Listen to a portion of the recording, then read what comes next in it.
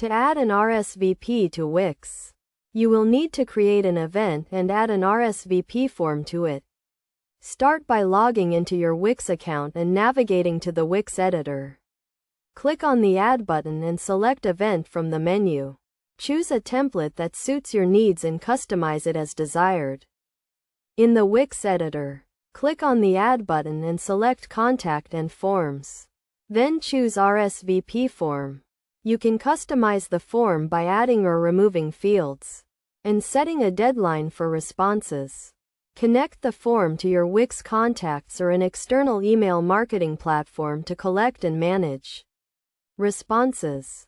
To add the RSVP form to your event page, drag and drop the form onto the page.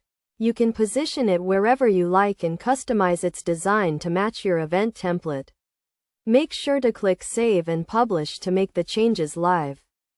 When creating your RSVP form, consider adding fields for name, email, number of guests, and any dietary restrictions. You can also add a message field for guests to leave a note or question.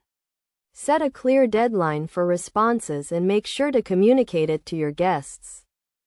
To manage responses, navigate to your Wix contacts and view the responses to your RSVP form.